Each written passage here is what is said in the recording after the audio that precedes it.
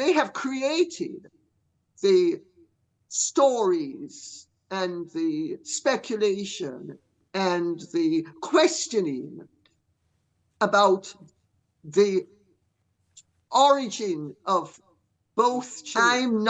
I wasn't born yesterday, and I know that 2 and 2 make 4. For years, Meghan and Harry have positioned themselves as victims of royal cruelty and media obsession. But now, questions are being raised, not by tabloids, but by some of Britain's most prominent royal commentators. According to authors Tom Bower and Lady Colin Campbell, there may be more to the births of Archie and Lilibet than the public has been told. From edited birth certificates to timeline inconsistencies and vanishing hospital records, their allegations are sparking a debate that goes far beyond gossip. Could this be a case of extreme privacy, or is there something the Sussexes are actively trying to hide? Every royal birth in recent memory followed a precise script: trusted physicians, public confirmation, and the iconic photo op outside the hospital. William and Kate did it 3 times. Meghan and Harry, not once. Instead, a low-key announcement was made hours after Archie's reported birth. But royal insiders noted a strange detail. The palace stated Meghan was in labor nearly 7 hours after Archie had already been born. That timing, critics say, is baffling, and to this day, no explanation has been provided. According to Tom Bower, an investigative journalist with decades of experience covering the royal family, staff at Portland Hospital in London couldn't confirm Meghan's presence on the day Archie was born. In interviews, Bower has claimed he spoke directly to hospital employees and reviewed movement logs, finding no evidence that Meghan was ever admitted. If true, that would be highly unusual. However, the hospital has made no official public statement confirming or denying these claims. 11 days after Archie's birth, something changed. The birth certificate was updated, removing Meghan's given names and replacing them with her full royal title. The Sussexes and the palace offered conflicting explanations, each suggesting the other was responsible. This quiet alteration fueled speculation among critics who question why any parent would want to remove their legal name from their own child's official document. Then came Lilibet in 2021. Born in California, her birth certificate included a small but strange detail: a code reading 105 in the state field. According to online royal watchers, California birth certificates typically list 104. Some believe this may indicate a clerical error. Others think it could suggest the paperwork was filed in another state, such as Colorado. No official explanation has been given, and no hospital has publicly verified the birth details. Here's where the speculation turns serious. If Meghan and Harry used surrogacy and concealed it, it could raise constitutional issues.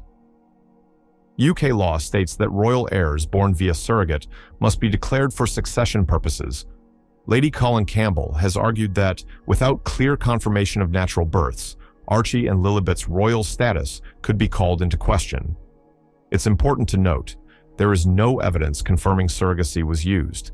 These are only allegations made by commentators, not facts backed by the Sussexes or any official institution. The controversy comes at a fragile time. Netflix reportedly paid the Sussexes a massive sum for content centered on their family life, royal struggles, and personal authenticity. But insiders claim the platform has been disappointed with viewership and results. What they've had to do is they've had to stage and restrict what's in Netflix so they've got something new to sell the book, because there's £20 million at least. Well, I think there's definitely got to be something about Camilla. Some critics suggest that if the family image being portrayed is partly fictional, the commercial fallout could be significant. Years after Archie's birth, Meghan publicly claimed to have suffered from preeclampsia, a dangerous pregnancy complication. Lady Colin Campbell, referencing discussions with medical professionals, has strongly questioned the timeline. She points out that Harry's memoir, Spare, as well as multiple interviews, made no mention of the condition. Critics argue the sudden introduction of such a serious medical issue seems inconsistent with Meghan's otherwise detailed public storytelling. However, no one outside her medical team can verify or disprove the claim, and any medical details are ultimately private. Whenever allegations surface, Harry and Meghan rarely issue detailed responses. Instead, according to some sources, their team has used legal warnings and public statements to discourage further speculation. Lady C and Tom Bower claim they've received threats of legal action, but neither has been formally sued. If the allegations were entirely baseless, some ask, wouldn't a lawsuit be a more definitive response? Some critics have pointed out that public appearances with Archie and Lilibet often feel heavily staged, selectively timed photo ops, highly curated content, and very little spontaneous footage. Lady C even suggested that children are used as emotional shields to deflect criticism. While that may sound harsh, it reflects a growing concern among viewers. What's real and what's PR? Again, these are opinions, not verifiable facts, but they are shaping public perception. This isn't just about gossip. If the royal births were mishandled, misreported, or misrepresented, even unintentionally, it opens the door to larger constitutional questions. King Charles is reportedly cautious about granting further privileges to the Sussex children until all documentation is reviewed. As one source said, "You can't grant titles if you're not sure the line of succession is intact." The birth of a royal child is a moment of national interest, historical importance, and constitutional weight.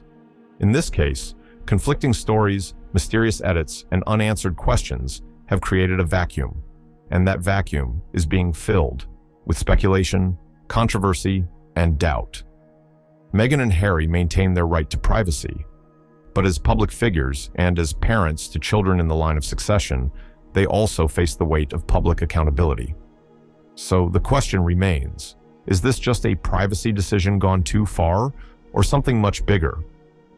Until answers are given, the mystery surrounding the Sussex births won't go away, and every silence, every contradiction, every legal threat only makes people ask louder, what really happened?